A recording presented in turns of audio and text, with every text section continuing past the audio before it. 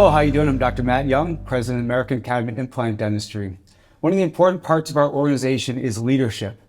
We have many different ways to be leaders. First part, we have district officers. We have officers in the district who help to shape the district and the courses. And we also have a very important board of directors. We have a board of directors with trustees from each district. And then at the executive level, we have a secretary all the way up to president and immediate past president. So executive committee is very important. We're very honored to be able to interview our new secretary at the national level of the American Academy of Implant Dentistry, my friend, Dr. Jason Kim. Yes. Thank you very much for being here today. Thank you, Dr. Young. Thank you for having me. Yeah.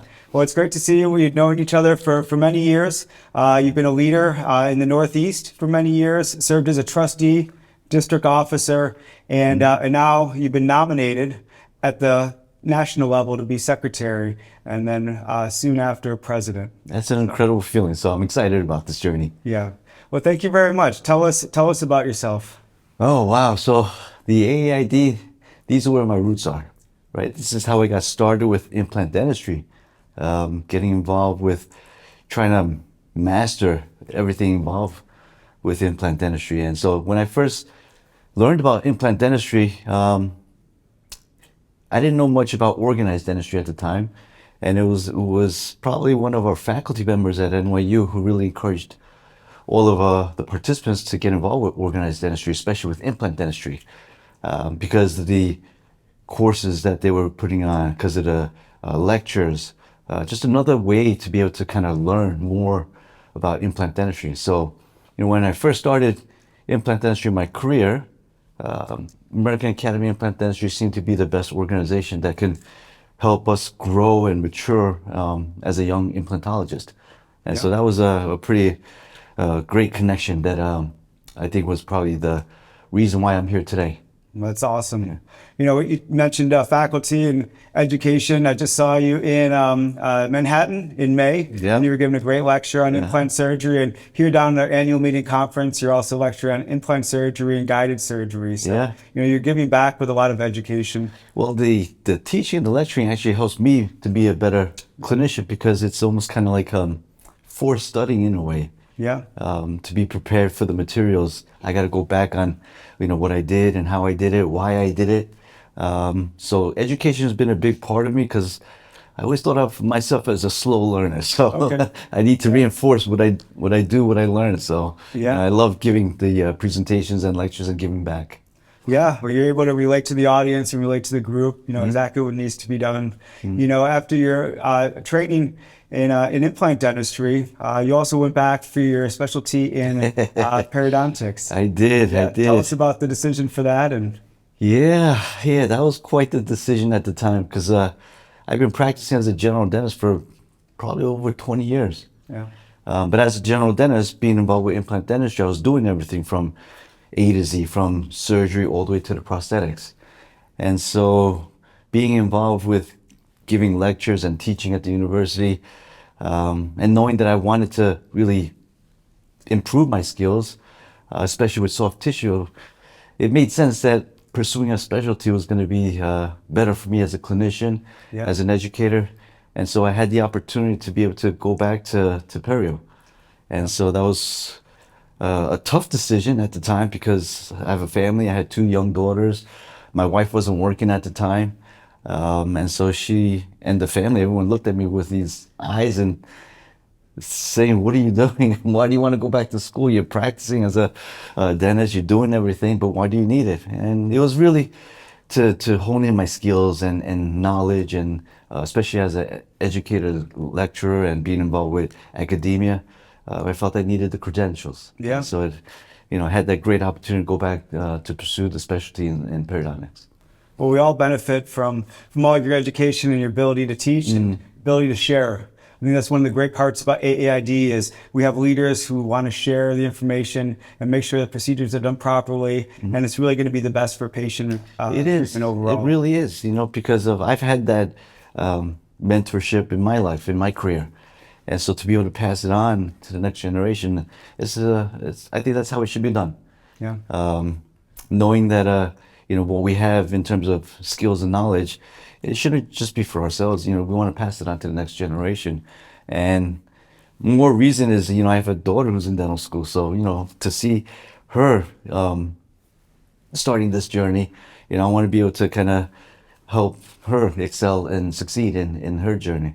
That's great. Yeah, some very exciting things with your family. Your daughter's in dental school, and your wife also practices with you. You can share, share about your wife and other daughter. We've life's been a lot of fun, and this journey's been a lot of fun because going back to residency. My wife thought it was a midlife crisis at the time, right? But I was like, no, I got to do this. I need this. We decided to open a med spa. And so it's a separate business entity, but it's downstairs. So my office is on the first floor, and then we have another unit downstairs that we converted into a med spa. Wow. And so she runs that part of the business. And so she just took off with that, doing everything with facial aesthetics. Wow. And with what we do with aesthetics, we were able to kind of correlate and exist in terms of bringing like a complete package for patients, getting facials, getting the teeth done, and then enhancing their smile, their aesthetics. So my wife does the lasers. Wow. They do a lot of different procedures regarding lasers, facial aesthetics, lifting, rejuvenation, tightening, collagen stimulation. So it's been a lot of fun. There are days we don't see each other just because when she gets busy, I'm busy. So sometimes we don't really see each other until after work, but it's been a lot of fun to be able to kind of correlate and kind of do things together. Yeah. That's awesome. We also have a lot of great courses at our AAID annual meetings, hands-on workshops on facial aesthetics, and right in line with what you're doing in practice. I think that's great. I think the trend that we see, with facial aesthetics is only going to continue to grow, and there's a bigger demand, more of a demand, and so it's a lot of fun with what we're doing. So nice. Very happy and proud to be a part of the AAID, and especially with implant dentistry. Just super excited. Yeah. That's awesome. You mentioned mentors before. Who are some of the mentors that have guided you over your career? When we first started implant dentistry, we heard the same mentors as you, like, the Carl Misches, right? And there's so many that have been here that have passed over the years, but these are great people that we've learned from. Lenny Linkow, Carl Misch. For those that are still around, I have a lot of mentors.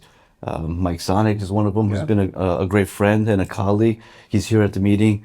Dennis Tarnow, Stephen Chu, all these, great leaders in the field, look up to them as mentors, and to be able to kind of seek their advice, see what they're doing, I think enables us to be a better clinician. And then be able to take that and pass it on to the next generation. It's a great feeling. Yeah.